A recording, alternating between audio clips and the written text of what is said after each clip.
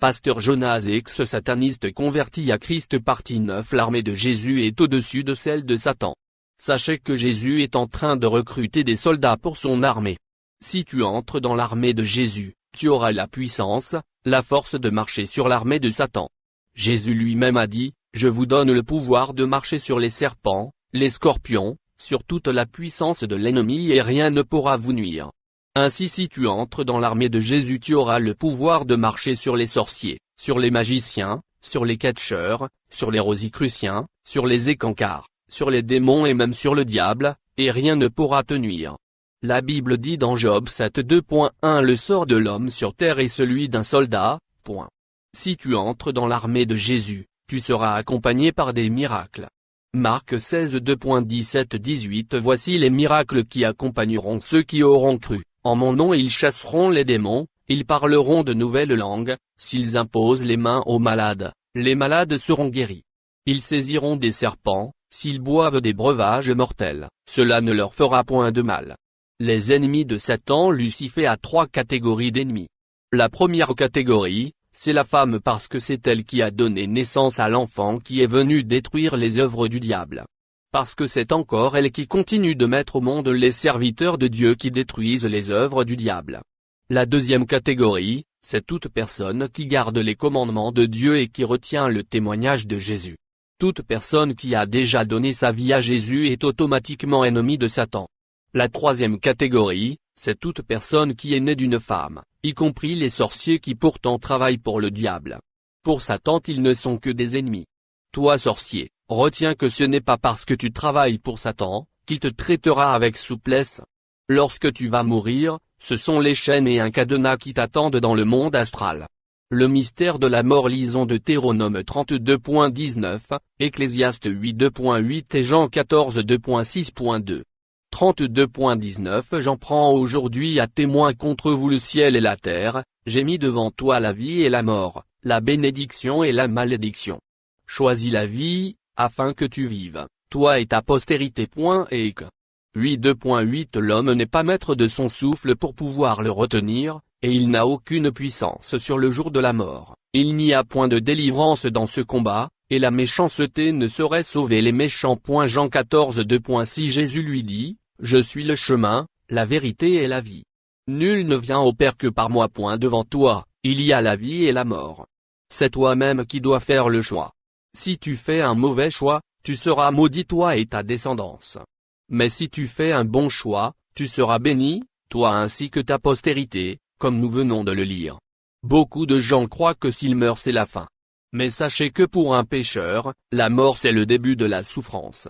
J'ai vécu dans le monde de Lucifer. J'étais dans le monde astral. J'ai vu des choses horribles, mais bien aimées. Pour toi qui as le privilège d'avoir ce témoignage, tu n'auras aucune excuse devant le Seigneur. J'étais mort le 20 décembre 2003. Et les gens se préparaient pour aller m'enterrer.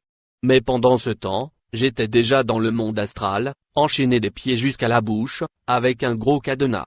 Je vous invite à mettre vos vies en ordre devant le Seigneur. L'homme n'est pas maître de son souffle pour pouvoir le retenir. Il n'a aucun pouvoir sur le jour de sa mort. Quand la mort vient, qui que tu sois, la mort n'aura pas peur de toi. L'armée de Satan. Dans l'armée de Satan, il y a les sataniques et les satanistes. Les sataniques sont les anges qui sont tombés avec Lucifer. Mais les satanistes sont les êtres humains qui travaillent pour Satan. Les sataniques sont les anges rebelles. Ce sont eux qui occupent la deuxième position. Et ils sont au nombre de 144 000. Cela veut dire le tiers des anges de Dieu qui étaient corrompus par Lucifer. Sur les 144 000, Satan a pris 72. On les appelle les 72 dieux. C'est avec ces 72 dieux qu'il a formé son gouvernement. Il a réparti les 72 en 9 groupes. Et dans l'Église catholique, qui n'est autre qu'une boîte satanique, les 9 groupes sont appelés les 9 cœurs des anges. Et ici j'attire votre attention, ne faites jamais de prière adressée aux anges. Il faut prier Dieu au nom de Jésus. C'est au nom de Jésus que nous avons la protection. N'invoquez jamais les anges parce que le diable a donné à ses anges les noms des anges de Dieu. En tant qu'enfants de Dieu, nous n'avons pas besoin d'invoquer les anges, parce que devant Dieu, nous avons plus de valeur que les anges. Pour ce qui est des 9 groupes, Satan appelle le premier, Les séraphins, or chez Dieu il y a aussi les séraphins. Le deuxième, les chérubins, le troisième, les vertus, le quatrième, les trônes ou autorités, le cinquième, les dominations, le sixième, les puissances, le septième, les principautés, le huitième, les archanges, le neuvième, les anges. Et après le diable a créé une triade. Après la triade, vient ce qu'on appelle la divinité de Lucifer, ensuite vient la royauté de Lucifer, après les 4 rois, le ministère de Lucifer et des démons. Il y a 6 ministres de Lucifer qui s'occupent chacun d'un jour de la semaine. Et puisqu'il y a 7 jours dans la semaine, Lucifer lui-même travaille comme ministre. Sachez que les démons travaillent 24 heures sur 24. Mais les heures que je vais vous donner, ce sont les heures de pointe, les heures où on prend des décisions pour envoyer les démons. Le lundi, celui qui travaille c'est Lucifer lui-même. Il travaille de 23 AH à 24 heures, et de 3 AH à 4 heures du matin. Sa mission c'est la destruction dans tous les domaines. Quand vous lisez Jean 10h10, on parle du voleur qui ne vient que pour dérober, égorger et détruire. C'est ainsi que si vous observez très bien la journée du lundi, vous verrez qu'il y a une lourdeur. Les choses ne marchent pas. Le mardi, celui qui travaille s'appelle Nabroth. Il travaille de 9 h à 10 h et de 21 h à 22 h. Sa mission, c'est répandre l'honneur et la gloire de Lucifer dans le monde. C'est lui qui pousse les êtres humains à faire les choses qui reflètent la gloire de Satan. Quand tu mens ou quand tu écoutes la musique mondaine, c'est la gloire de qui? Bien-aimé, quand j'étais dans le monde des Goulds, le monde qui est dirigé par le dragon des montagnes qu'on appelle Zéhou, j'avais vu des musiciens, ceux-là qui font de la musique mondaine. Il y avait des musiciens qui avalaient des serpents à 2 têtes, des musiciens qui avalaient des serpents à 3 têtes. Et vous allez voir un musicien quand il chante, il change de voix. C'est-à-dire qu'il y a seulement une seule voix qui est à lui, et les 2 autres voix, ce sont des voix qui sont chantées par les démons. Et en écoutant cette musique dans votre maison, vous y invitez les démons. C'est drôle bien-aimé. Il y a des gens dans la maison de qui c'est le diable qui règne par la musique mondaine. Mais quand ils ont des problèmes, ils vont vite chez Jésus. Jésus aide-moi, aide-moi. Non. Jésus ne va pas t'aider car dans ta maison c'est le diable qui règne. Ici j'attire l'attention des parents. Ne vous pliez plus aux caprices de vos enfants. Parce que quand ils mettent les musiques mondaines dans vos maisons, les démons rentrent, et c'est tout le monde qui est touché par ces démons. Quand les démons rentrent et mettent du désordre dans la maison, il y a des blocages et des difficultés, et personne n'y échappe. En tant qu'enfants de Dieu, nous devons savoir que nous sommes dans le monde, sans être du monde. Tu risques de rater le ciel à cause des bêtises. Les anges de Satan qui travaillent ont une multitude de démons. Satan est là et prend des décisions pour envoyer les démons. Un seul ange de Satan peut avoir plusieurs légions de démons, or une légion de démons est constituée de 13 000 démons. Quand tu obéis à cet ange qui travaille pour Satan, ce que tu fais là, c'est une adoration qui est orientée vers Lucifer. Or si tu adores le diable au travers de ton acte, comment est-ce que Dieu peut te bénir? Le diable peut-il te bénir? Le diable n'a pas de bénédiction, comment donc peut-il te bénir? Lui-même est maudit, il a la malédiction.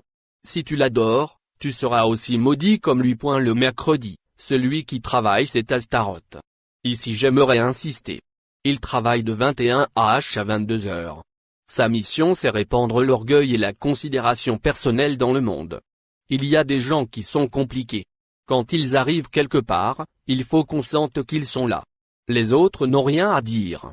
Quand ils sont là, ils cherchent toujours à se mettre en évidence. Moi je sais. Qu'est-ce que tu connais toi?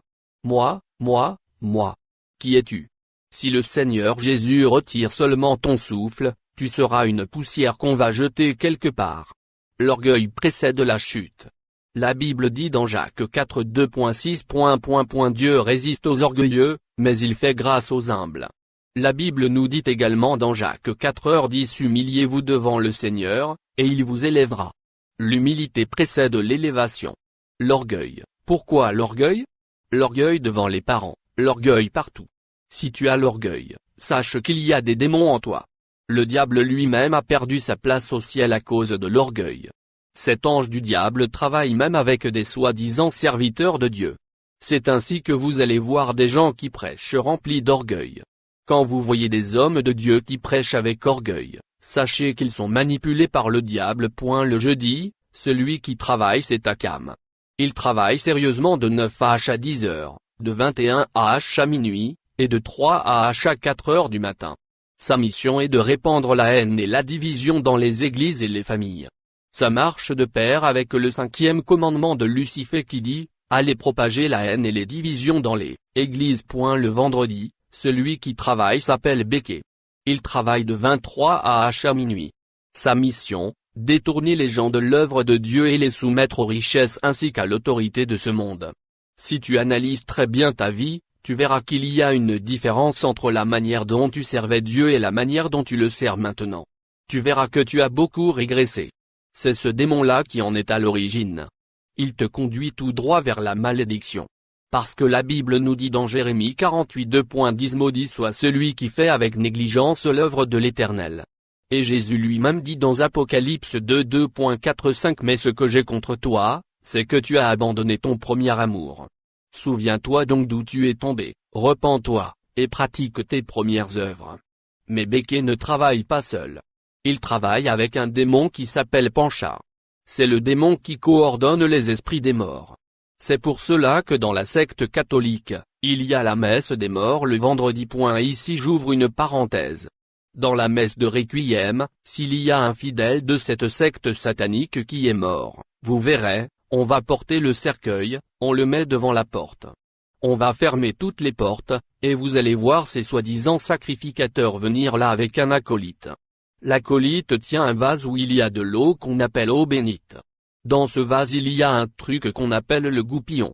Le prêtre va le prendre et commencer à asperger avec force le cercueil. Et ce n'est qu'après cela qu'on va ouvrir la porte, et les gens vont entrer, même le cercueil, et la messe va commencer. À un certain moment, vous allez entendre le prêtre dire, « Il est grand le mystère de la foi ». Souvent on le chante. Il va ensuite prendre l'encensoir, va commencer à contourner le cercueil, et vous verrez que le cercueil sera dans la fumée. Quand il dit, « Il est grand le mystère de la foi », c'est à partir de ce moment-là, qu'il y a une pierre blanche qui se trouve du côté gauche de la sacristie, cette pierre s'ouvre et il y a 4 légions de démons qui entrent. Quand ils entrent, ils marchent sur les têtes des gens qui assistent à cette messe-là. Ensuite ils vont entrer dans la fumée qui entoure le cercueil. Et là, vous allez sentir l'odeur de l'encens. Une fois que tu aspires cette odeur, les démons entrent en toi. Et là, je prends le Dieu qui m'a délivré à témoin. Si ce que je vous dis n'est pas la vérité, que mon Dieu me frappe même maintenant. Ce que je vous dis, c'est la vérité et tous les prêtres le savent. Un conseil gratuit. N'entrez jamais dans cette boîte satanique. Si par exemple, dans ton quartier, quelqu'un meurt, si les membres de cette boîte satanique, si tu choisis d'aller à l'enterrement, dès qu'ils arrivent devant leur temple, restez à l'extérieur jusqu'à ce qu'ils finissent leurs bêtises.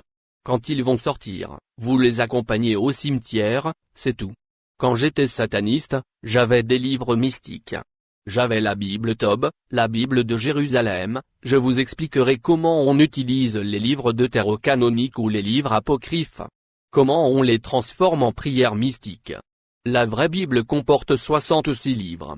Les livres qu'on ajoute, Siracide, Esthée grec, Daniel grec, Maccabée, tous ces livres-là sont des livres ajoutés par le diable. J'avais le 6 et le 7 livres de Moïse. Or dans la Bible, le Pentateuque a 5 livres qui sont, Genèse, Exode, Lévitique, Nombre et Deutéronome. Mais dans le satanisme, il y a le 6 et le 7 livres de Moïse. J'avais un livre sur lequel était écrite incantation. J'avais même des grimoires. J'avais le grimoire Pentacle de Saint-Pierre, grimoire Pentacle de Saint-Jean-Baptiste, grimoire Pentacle du roi Salomon, grimoire Pentacle de Pixie. Et quand vous lisez les grimoires, vers la fin il est écrit ceci, tout prêtre est magicien. Je vous dis vrai, tout prêtre est magicien. Voulez-vous la preuve? Quand vous allez au cimetière, vous voyez un magicien, il arrive sur une tombe, dans la tombe, il y a des ossements. Le magicien prend 2 bougies, il les met là-bas et commence à faire des incantations. Vous allez également dans un temple catholique, là devant sur l'autel, quand le prêtre quitte la sacristie, il vient avec ses acolytes et les autres serviteurs, ils arrivent devant au niveau de l'estrade. Tout le monde se met à genoux et lui, il va monter seul. Il arrive là et doit baiser l'autel. Donnez-moi un passage biblique, de la Genèse jusqu'à l'Apocalypse, où on nous dit qu'un sacrificateur pour faire la messe doit baiser l'autel. Que se passe-t-il, bien-aimé? Il y a deux pierres, c'est ce qu'on appelle la notion du purgatoire. Ces deux pierres ont été coupées à Jérusalem. Là où il y avait le sépulcre de Jésus, à l'entrée il y avait une pierre, et à l'intérieur il y avait une autre pierre où on avait allongé le corps du Seigneur. Ces gens-là sont allés à Jérusalem, sur la pierre de l'entrée, ils ont coupé une partie et sur la pierre de l'intérieur, ils ont coupé une deuxième partie. La partie qu'on a coupée de la pierre de l'entrée est appelée le pétra, et celle qu'on a coupée de la pierre de l'intérieur est appelée le pétro. Ils ont pris les deux pierres et les ont emmenées dans le mont d'Arinstron. Et arrivés là, par des cérémonies mystiques, ils ont agrandi ces pierres. Partout où on veut construire un temple qui doit abriter cette religion-là, on doit aller dans le mont d'Arinstron pour couper des morceaux de ces deux pierres. La première pierre, pétra, c'est celle qu'on met pendant qu'on construit le temple, au tuyau de la fondation, du côté gauche de la sacristie.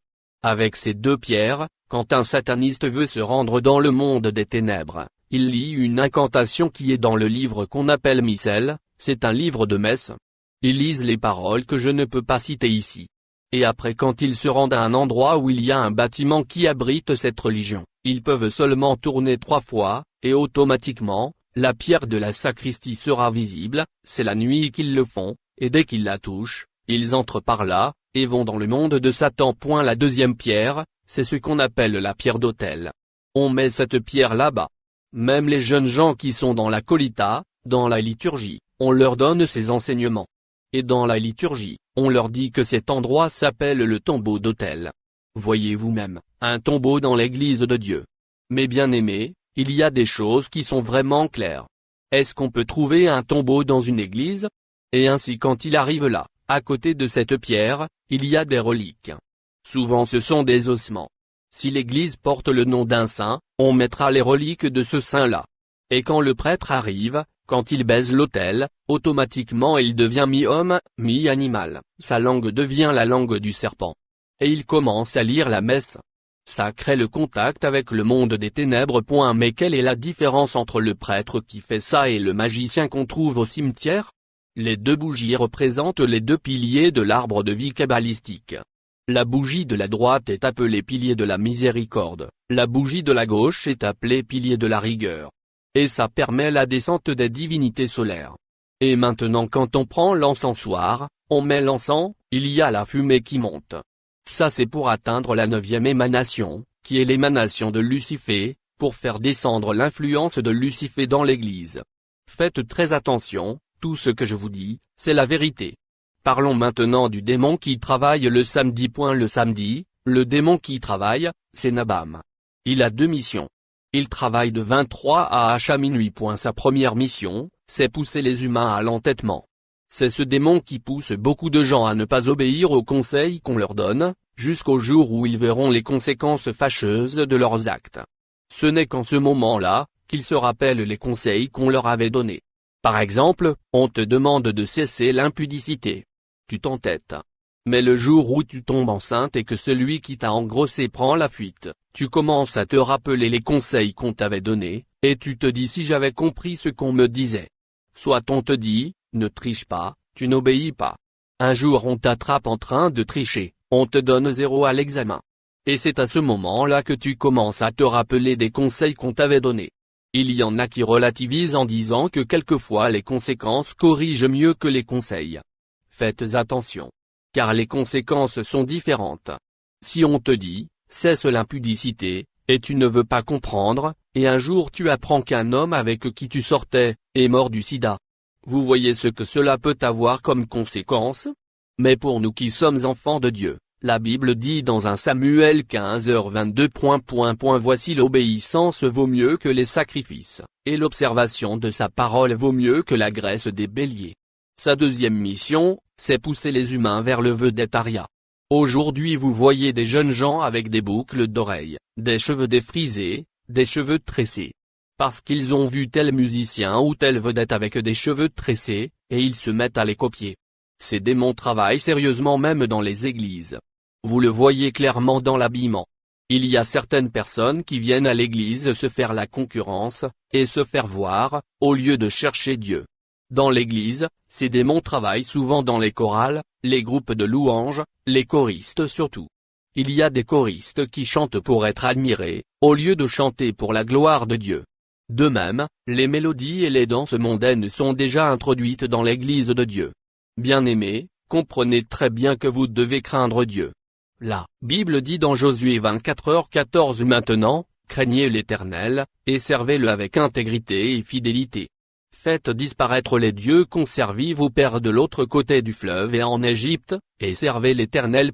Et le samedi, il travaille avec Sankai, le démon de la musique. Vous connaissez le musicien Pépé Calais, il est déjà décédé. Quand vous suivez ses anciens albums, il parlait de Sankai. Sankai veut dire tout simplement envoûtement. Il y a des enfants de Dieu qui disent, « Moi je n'écoute pas la musique congolaise mondaine. J'aime le zouk, le slow, le reggae, la musique rock. » Il y a des chrétiens qui ont ces histoires dans leur maison.